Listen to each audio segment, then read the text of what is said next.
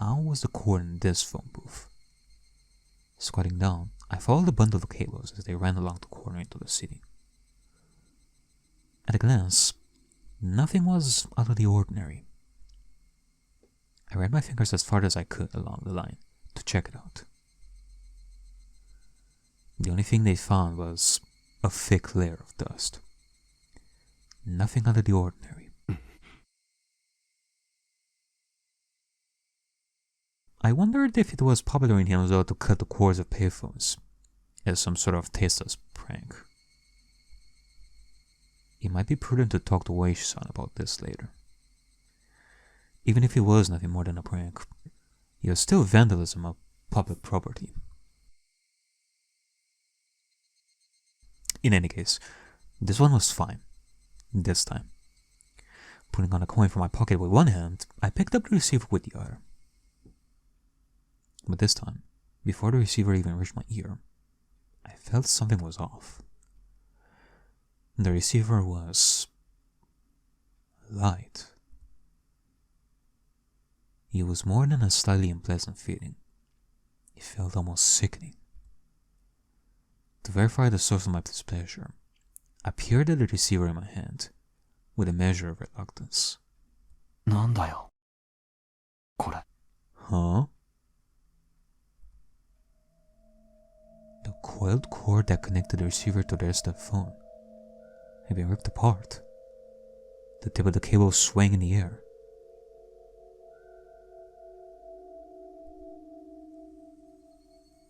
It was all I could do to restrain myself as a raw and unpleasant feeling worked its way up the small of my back. It was a type of dread. At that moment, I heard the crunch of somebody stepping on gravel. Alright, well, here's to another bet, a third time, probably the easiest bet at this point. Is it gonna be Rika? The light was reflecting off the glass walls of the booth, leaving me unable to see outside into the darkness. I stilled myself and stepped out of the phone booth. The inside of the booth was lit with that strong light, which might have made it warmer in there. Just stepping outside, I could feel a chill wash over me. And there was the silhouette of a person. A small silhouette. 君は The long hair of that silhouette was blown about by the cool breeze. 怪我人が病院を抜け出してはいけないのですよ。 Somewhere in my head, I knew who this girl was. I didn't have any basis for it, but I knew that she was that girl. ねえ、赤坂。 She, Rika Furure, said that almost like it was a warning. 君が電話のコードを。 Her expression remained unchanged, and my question was left unanswered. In other words, no response. Regardless, I felt that she had affirmed my suspicions. どうしてこんなことをするんだ。どうして。 The last word had a tinge of anger behind it. I frantically tried to smooth things out, but she didn't seem very afraid. もうどうにもならないことです。 I interpreted her words as meaning that I wasn't going to be in the time for calling hours at the hospital. But thinking about it, that would have been a strange thing to say. Why would she know something like that? I could take what she had said to have any other meaning. She just stood there like a mannequin, not even moving an inch. Almost to the point that if the wind wasn't occasionally rusting through her long hair, there would be the illusion that time had stopped. 赤坂が私を気味悪く思っているのがよくわかる。ああ、いや、そんなことないよ。 My denial came out almost like a bad piece composed for a poetry slam. But her words were right on the mark.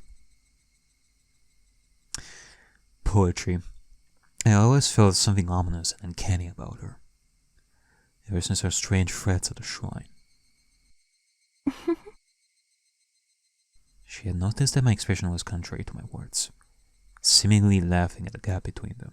赤坂の怖がり。怖がってなんかいないよ。Being laughed at by this small child didn't sit well with me. So I said that.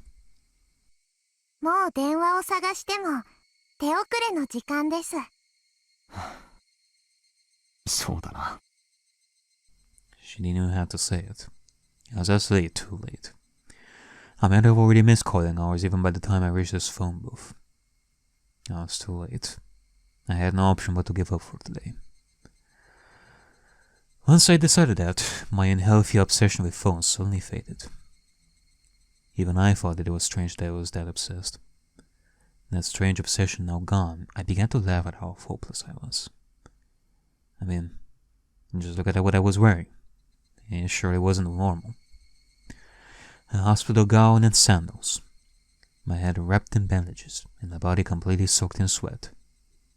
Hell, I'm surprised that you were even walking just fine in the first place. You just woke up. It was a wonder that the old lady at the tobacco shop wasn't surprised to see me. Yeah, that is true, now that I'm thinking about it. She had like zero reaction to that. Would wanted to hear Yuki's voice as my motive. I had traipsed around the town the entire evening. That's a word that I have never seen before. Traipsed? I didn't know whether to call it the follies of youth, or simply plain embarrassing. In any case, it was all I could do but to laugh at myself. もうこれで今夜赤坂がすることは何もないです。そうだな。もう何もないよ。おとなしく病院へ引き上げるさ。それがいいのですよ。病院への道はわかりますですか？わかるつもりだよ。She waved her little hand as I began to head back the way I came. She began to follow alongside me. Looking at her face, I could see that she wore a mischievous smile, as if she was extremely interested in whether or not I would get lost. リカちゃんの家もこっちの方向なのかい？なのですよ。こんな時間に一人で表を歩いてると、ご両親に怒られたりしないかい？別に怒られませんです。今日はご両親は忙しい日なので、僕のことなど忘れていますですよ。それでも帰った方がいい。きっと怒るよ。それでも赤坂とおしゃべりする方が面白いのでいいのです。She said that with a face free from worry, as she looked up at me once more and smiled. When she showed me that smile, the eerie feeling surrounding her faded. But even then, she was still as mysterious to me as ever.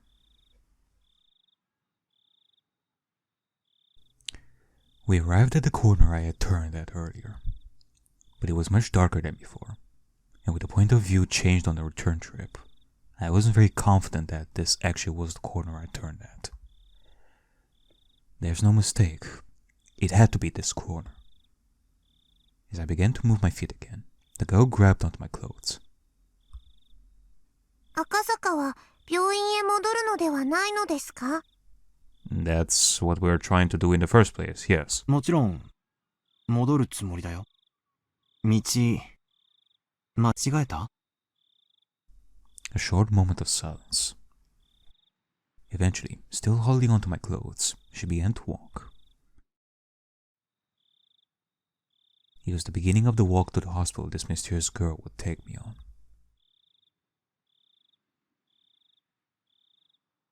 Okay.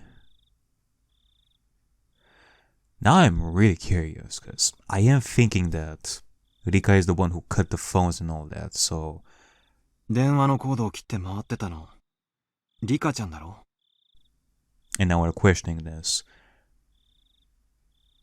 Now I'm wondering, what is the point of this? What is the purpose of this meeting with Rika? ダメだよ。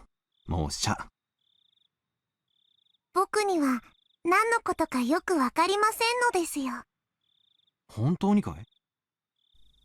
She tried to play dumb, but it was written all over her face. ニパー。 Nipa.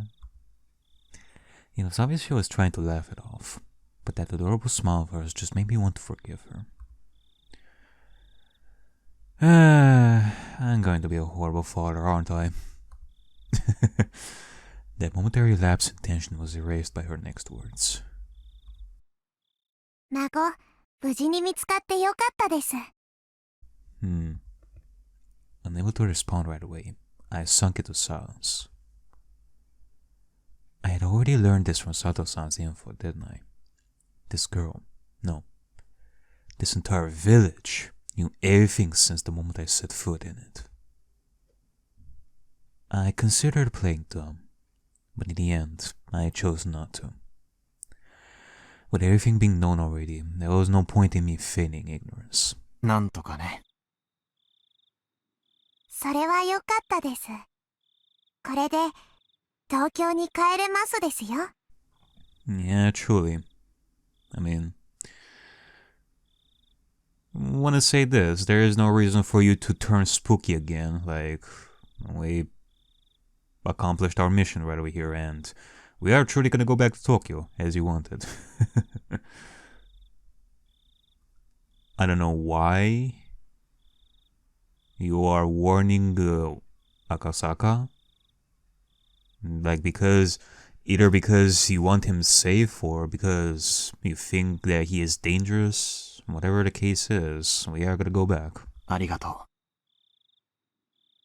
赤坂の怪我はひどいのですか？ Like, I'd like to believe that she's the one who put the wallet there for us to find it. Therefore, she does want us safe. Like, as much as she turns like really spooky and this demonic side of hers, this demon burn or evil Rika and such, I'd like to think that she still wants Akasaka safe and that she thinks kindly of him. That she doesn't think that Akasaka is a bad person. う。さあ、ひどいのかどうか、医者の診察を聞いてないからわからないな。Huh? Come to think of it, I vaguely remembered being told to lie down and take it easy for at least 24 hours. Did that mean bed rest? 怪我人は病院を抜け出してはいけないのですよ。電話のコードだって切っちゃいけないんだぞ。I mean, if it weren't for some pranksters who would cut the phone, we would still be in the hospital right now. みー。 Meh. You are lucky that you are adorable. 僕には何のことやらわからないのです。じゃあこっちだって何のことかわからないや。As we played dumb with each other, we both laughed at the same time. If somebody saw us laughing at each other like this, it would probably bring a smile to their lips. 赤坂が生きてこの村を出られる確率は決して高くありませんでした。僕は赤坂に死んでほしくはないので、生きて村を出ることができて嬉しいです。リカちゃん、最初っから私の正体は知ってたんだろ？ She said nothing, but gave a firm nod. なら、分かっていると思うけど、私たちはこの村の、どちらかというと、敵の部類に入ると思う。なのに君は、いろいろと忠告してくれたね。That's right. She said it at that time. She wouldn't warn somebody that she was okay with dying. And that's true. She definitely said something like that. なら、私は君に感謝するべきなのかもしれないね。感謝した方がいいのですよ。僕は命の恩人なのです。Saying that, she puffed up her chest proudly, Yeah, you'd be proud of that, Rika.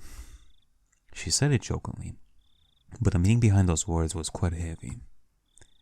That was because whether I lived or died was a decision that might have been made in a place unbeknownst to me.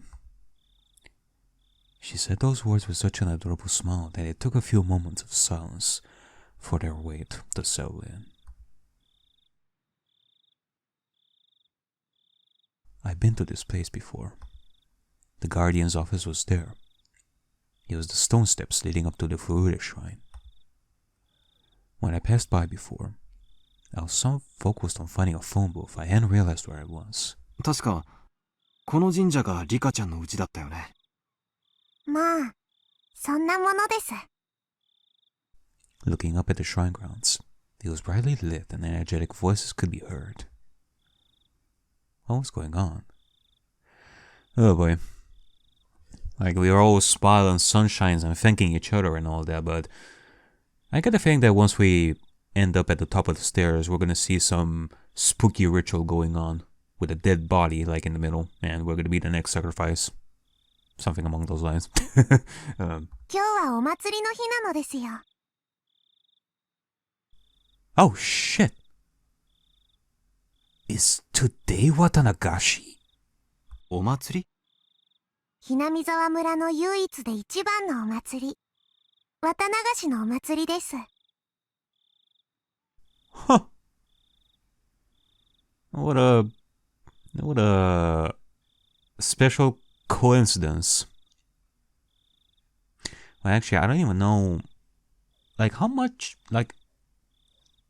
time passed since we rescued the boy. I assume that's in the same day. We basically saved the boy like in the same day as the Watanagashi festival. Huh. 綿流し？ Yeah. 祭りなんて名ばかりのつまらないものですよ。見ますですか？ Yeah, sure thing. She asked bluntly. But seeing that I looked interested, she climbed up a couple of steps and motioned for me to come. I was only going to go back and sleep anyways. If I had nothing else to do, it might not be a bad idea to go with her on a little detour. In the hostile territory that was this village, I didn't know what would happen if I ventured down a side road without Oishi. Even though I thought of the village like that, when I was with this girl, I forgot all about it. In any case, even without anything to back it up, I felt that as long as I was with her, none of the ill will from the village would befall me. Kind of feels that way, but that's why, even though I knew my cover was blown, I strangely had no qualms about setting foot into the heart of the Onikafuji Guardian's territory. Like, it was in the back of my mind, like, should they really be here? Like, I want to see the festival, but as I mentioned previously, everybody in the village knows who Akasaka is, and more than likely, what happened. Climbing up to the grounds of the shrine, I could see there were about 3 pavilions set up, with mini tables and folding chairs.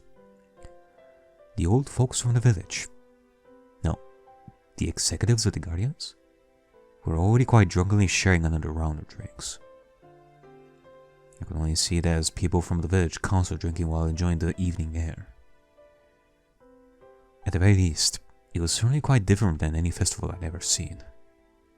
ね、つまんないお祭りでしょ。これは確かにお祭りには見えないね。大昔からずっと続いてきたお祭りですが、見ての通り、すっかり寂れてしまったのですよ。As if to chide the old folk, she said that while looking at them with an exasperated expression. You really couldn't call this a festival anymore. It was just a bunch of neighbors getting together to drink under the guise of a festival.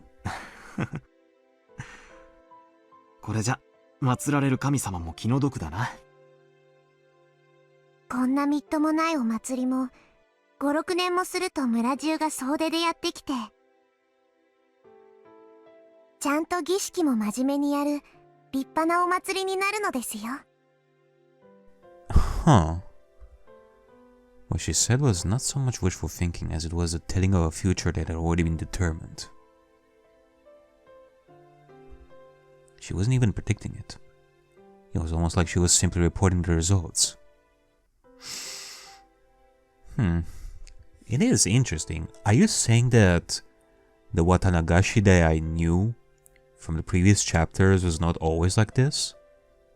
Like all celebration and dancing and all that?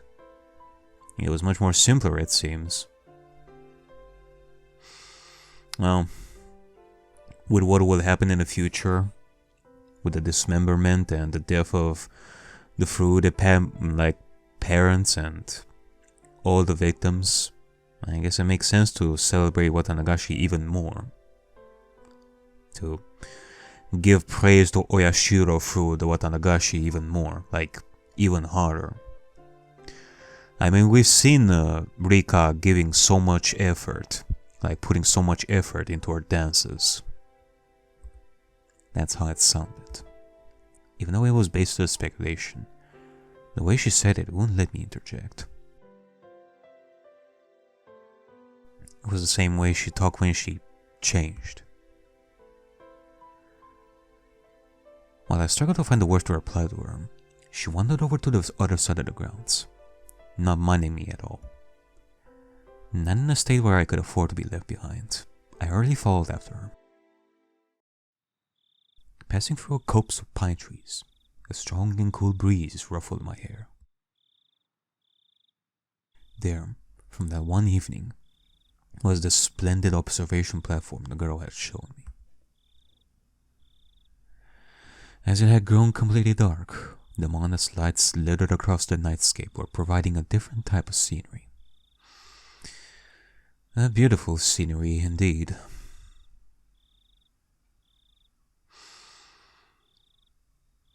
We are at the halfway mark of this story.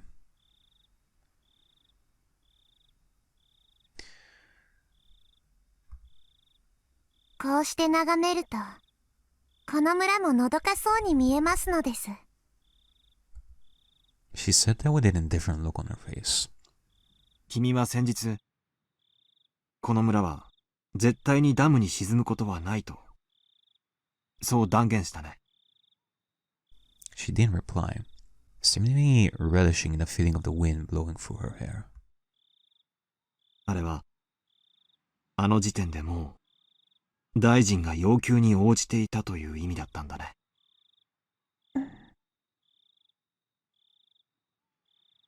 She spun around, her gaze meeting mine. Yeah, I mean, if I'm to think about it, if she said that with certainty that right now the dam construction is gonna stop, that would mean that, well, they already knew that the kidnapping was a success, which gives even more credence to the fact that, okay, Oreo had decided, let's let the kidnapped boy go freely by having the police save them. And thus the wallet would be put at Takasto by Rika or whoever, and we would save the boy, and we're gonna leave this in the past. So there was definitely some certainty going on behind this. But she said nothing. She spoke nothing that would neither confirm nor deny what I had just said. 多分、今回の事件は闇から闇へ葬られる。本庁上層部は多分大臣のスキャンダルが公になってトラブルになることを望まないと思う。さもないと、孫を殺すぞと脅したに違いないのです。で、大臣との交渉が成功し、孫は解放された。孫を助けたのは赤坂ですよ。どうだろう。発端となったあの財布の発見。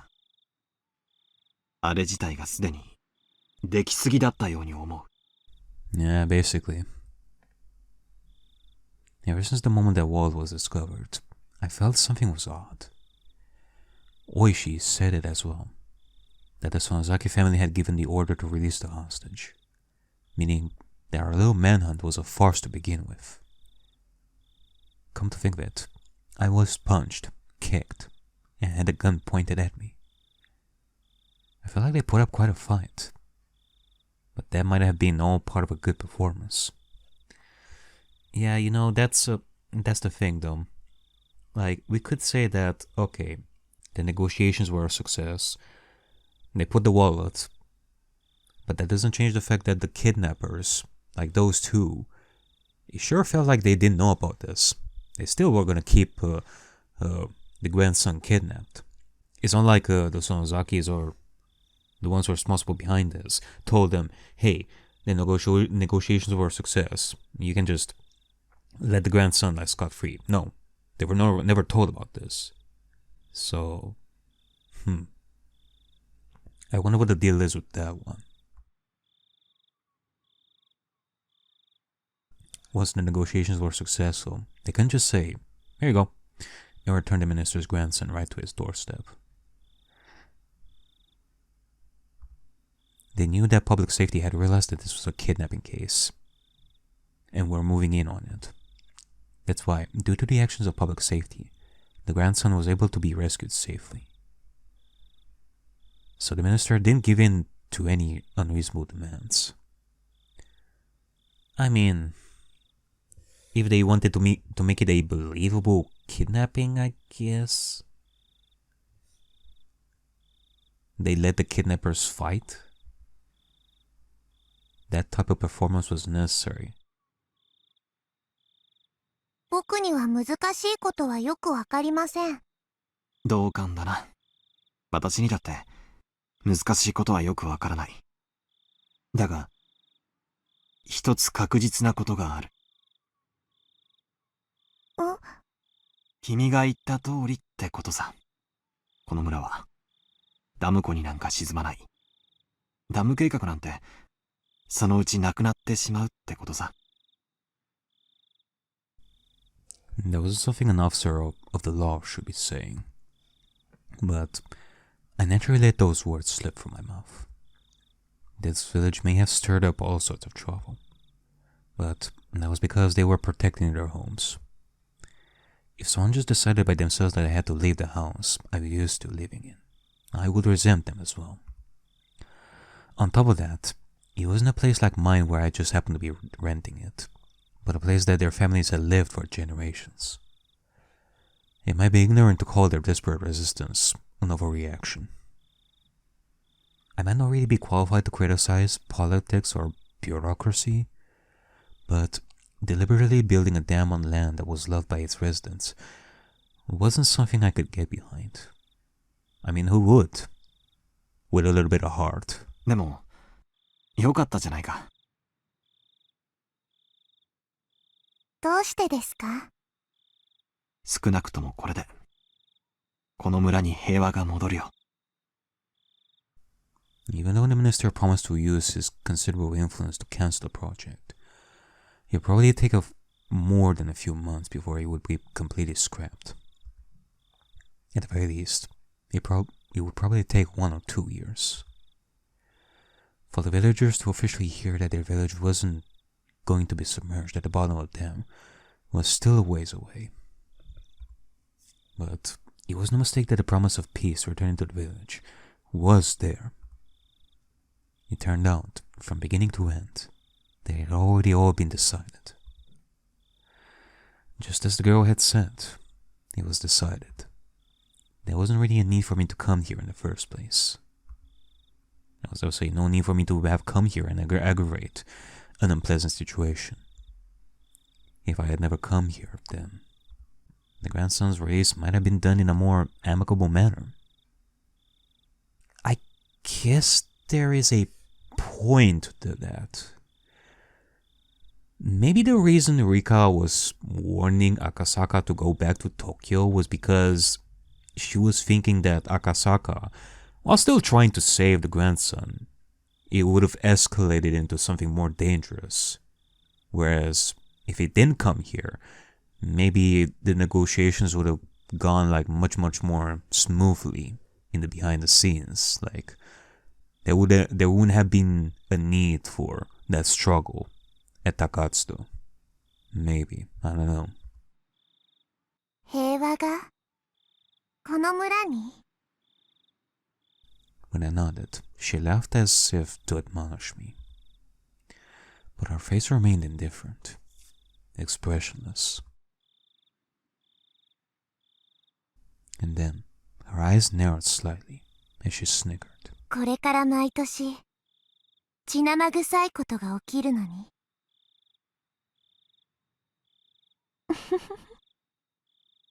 リカちゃん、何の話だい？ As the wind blew her hair about, the girl, as if taking pleasure in that I was the only one who didn't know, continued to snicker as she looked at my face for a while. 私ね、あと何年かすると殺されるの。Huh? Backlit by the moon, it was hard to tell if her expression that had been cast in a shadow was smiling, amused, or resigned. リカちゃんがどうして？とても不愉快なことだけど、それも多分決まってることなの。決まっているって誰がそんなことを決めるんだい？それを私も知りたいの。Turning back to face me, she showed me a resolute expression for the first time. And after staring into my eyes for a moment, she turned back to gaze at the scenery before she spoke her next words. ここは人の命を何とも思わない連中でいっぱいです。これを伝えても何も変わらないかもしれないけど、でも死という月を映す水面をかき消すためなら小石を投じることもあるかもしれない。 Can you tell me who these humans are? Who have no regard for life? I had no idea what she was trying to say. It's just, I had to listen to every word with my body and soul. Or at least, that's what I thought. 来年の今日、そう、昭和54年の6月の今日、ダム現場の監督が殺されます。For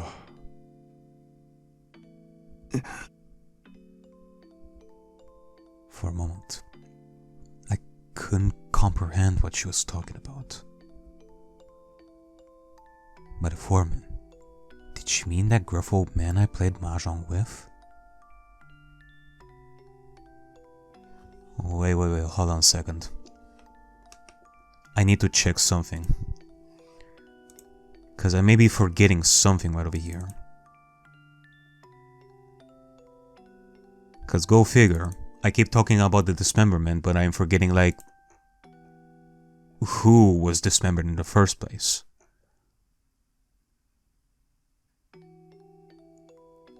The protest and dismemberment happened in 1979.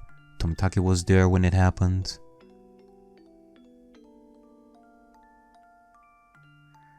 It says that the victim of the 1979 incident was an overseer.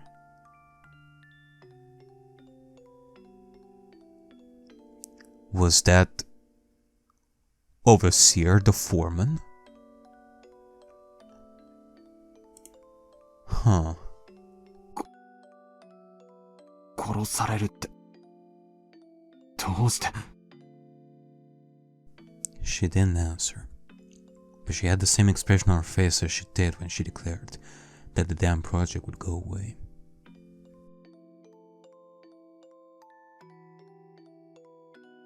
That wasn't the face of somebody making a forecast or a prediction. It was something that was already decided. No.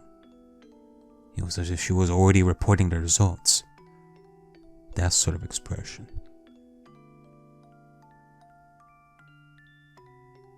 Wait a minute. If I'm to think that that same foreman was also a very important friend to Oishi, maybe that would be the thing that makes this all personal to Oishi.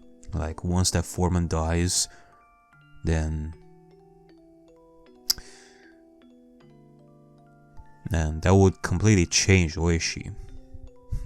恐ろしい殺され方をした後、体中をバラバラに引き裂かれて捨てられてしまいます。Huh. バラバラ殺人。その翌年の昭和55年の6月の今日、聡子の両親が突き落とされて死にます。Huh. Satoko? It was the first time I heard that name, but I didn't have the courage to interrupt the girl's story. あるいは事故と言うべきかもしれない。不幸な事故。The girl smiled faintly, but she wasn't exactly encouraging me to smile along with the lifeless look in her eyes. Go on. Can you tell us something about 1981? そしてさらにその翌年の昭和56年の6月の今日、私の両親が殺されます。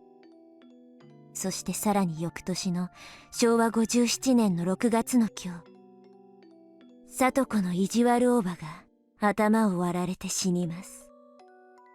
そしてさらに翌年の昭和58年の6月の今日、あるいはその数日後か、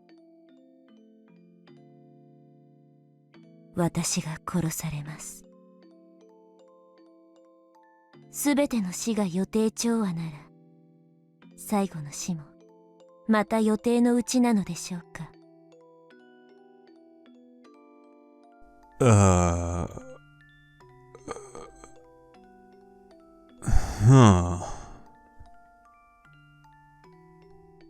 でも、ならばこれは一体誰の予定なの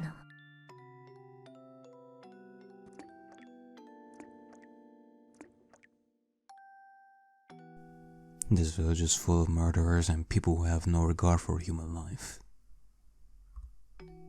You'll be fine to believe that all the deaths up to 1982 would be the work of somebody in the village. You'll be fine to believe that all the deaths that would occur were at the discretion of those who control the village. But that didn't explain what would happen in 1983. Like, I could go on ahead and say that we have a very, very dangerous murderer, a very dangerous serial killer who can manage these deaths up to a T, exactly as described by Rika here. That everything that Rika says here is actually gonna happen, like, no matter what. I could say that there is a very good serial killer out there, but I think that what gnaws at the back of my mind is the possibility of something more mystical going on here that I simply cannot explain.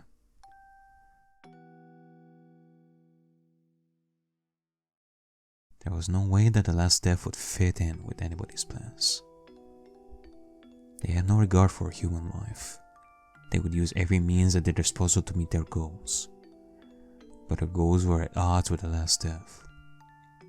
And that's why the last death was unrelated to them.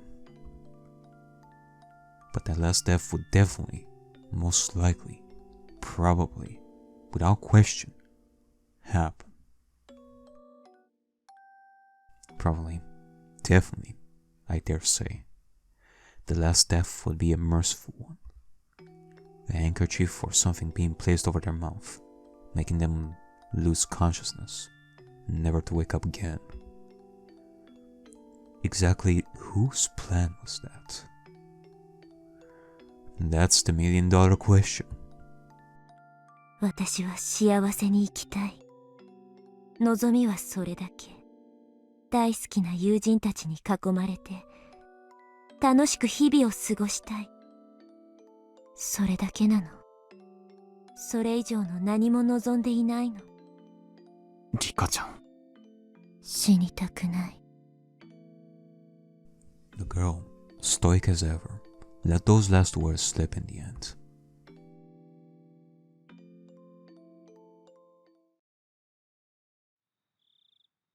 Eventually, we were discovered by some drunks.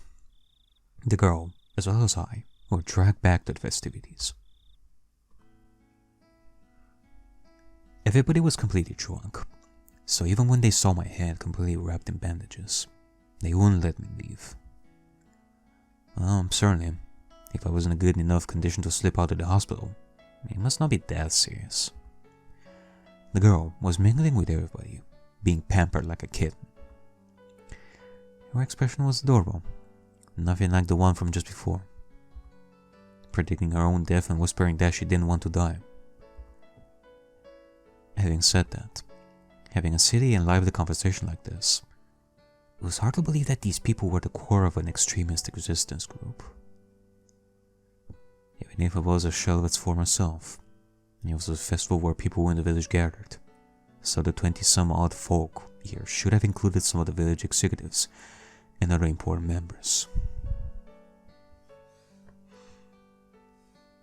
You know, we did talk about the past of Hinamizawa and, like demons living here, like in the form of humans in disguise. And we've seen the extent at which, well, not seen, but we can theorize that all of these horrific actions were done by the villagers to protect their village. And we see here the reason why.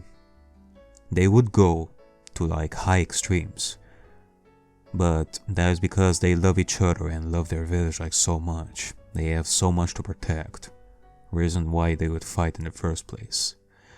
Even if they have to turn into demons, which is something that they may not even want in the first place. I mean, of course, maybe Rika is gonna end up doing some horrific stuff, but at the end of the day, it's just like as she said, it's not like she wants to die. She's doing whatever she has to do in order for her to not die. In order for the rest of the girls to not die either. Among those, there was no doubt that there were members that were at the Sonozaki family council in attendance. Meaning, even if we'd never met face to face before, there were people here who knew my identity. In a small village like this, they knew the faces of all the villagers that lived here. That's why, without even saying anything, it soon became obvious that I was an outsider. But they actually seemed interested by that, asking me all sorts of questions about Tokyo, drinking while musing on the faint relationship the city had with the villagers, and emphasizing with the rather meager environment. The confidential talks with the minister were finished. His grandson was in police custody. Everything was over. I might not have to be put in another perilous situation. To me, they were only my adversaries because of my job. Outside of that, there was no reason I couldn't be friendly with them. I did say before that because of all that has happened here, maybe it is dangerous for Akasaka to ever come back here because of what happened. But maybe it's the opposite way around. Like, the complete opposite. He is just as welcome here as if he is part of the village itself. The next time I visited this village, would it return to being a tranquil and beautiful place? If that happened, I might be able to take a relaxed walk around the village with her again. My cup once was again filled to the brim with beer.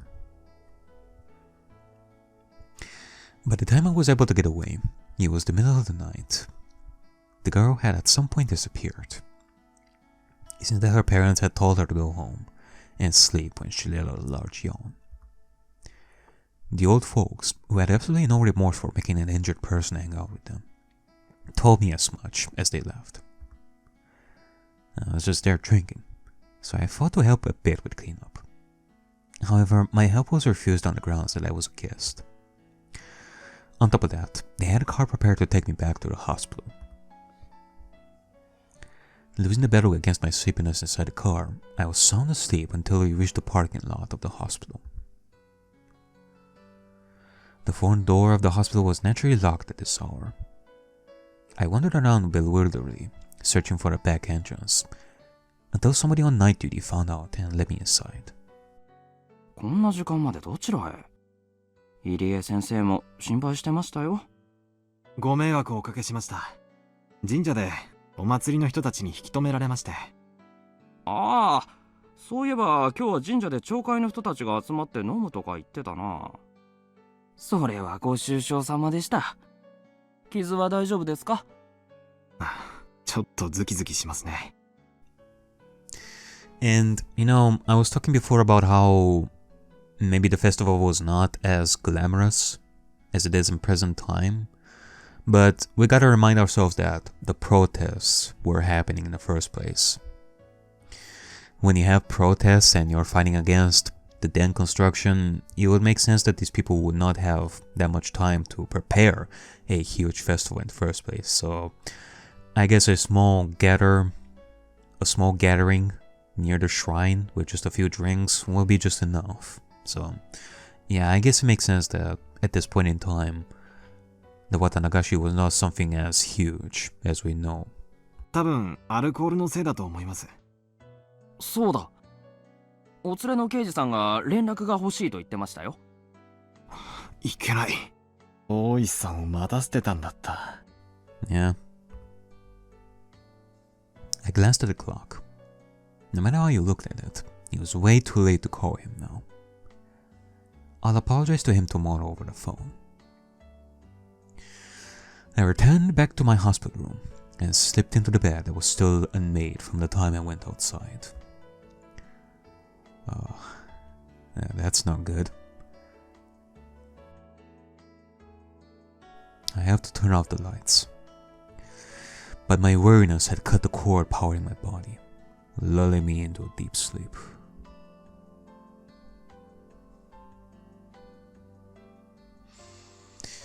Alright, well, I guess so.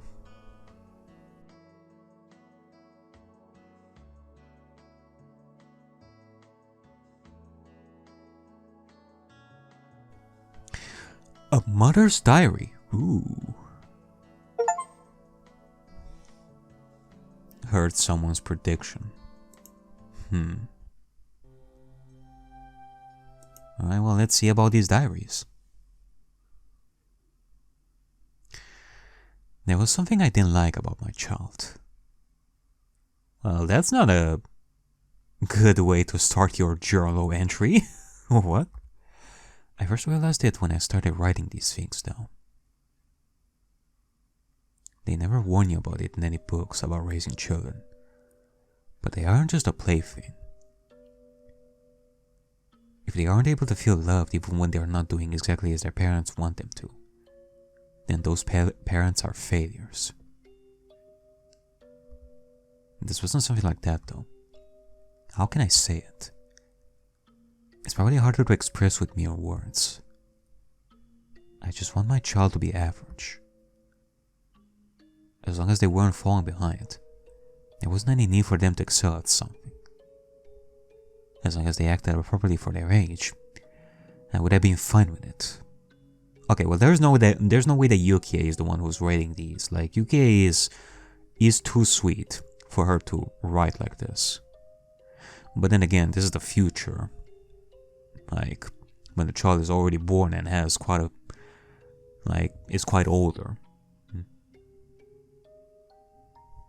I don't want to think that Yuki had changed, and and she's writing like this. But my child had been different ever since kindergarten. While the children in her class were running around in excitement about a field trip the next day, she only wore a bored look on her face, aloof and distant. When the other kids broke the equipment for the athletics festival and were apologizing fervently, she only wore a bored look on her face, aloof and distant. When the teacher was reading a fun picture book, only she wasn't smiling. Like, I'm thinking of Rika, who may have this side to her, but it is interesting for the like, if this is Rika, it is interesting for the parent to be describing it like this, whereas in comparison to the Rika that we know, she's like the complete opposite. Even if she has this side of her that is distant and aloof and all that, like, publicly speaking, if she's hiding that, she is hiding it with a lot of me's and ippas. Here, though, it's as if Rika is not even pretending. Like, the parent is seeing her as just aloof and distant. Even if they all got to meet a delicious bento, only she wasn't happy. If it was only this, it would still be in the realm of understanding.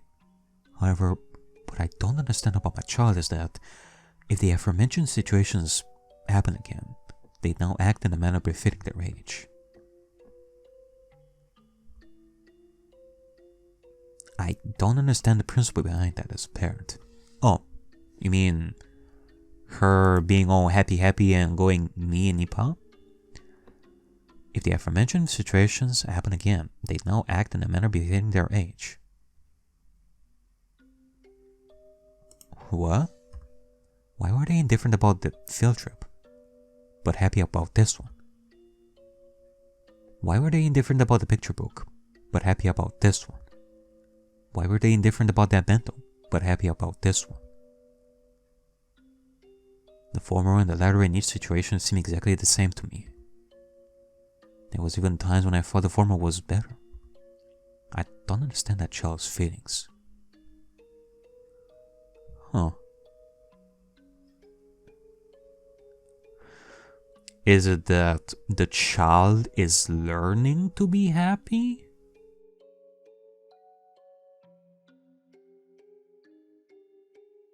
During parent-teacher meetings, the teacher always says the same thing, and I would always respond that I don't understand my own child, and we would mope together. My husband, always the optimist, once said that a young child's feelings are different from an adult's. So if there were some things we didn't understand, we shouldn't worry about it. I lament his lack of urgency.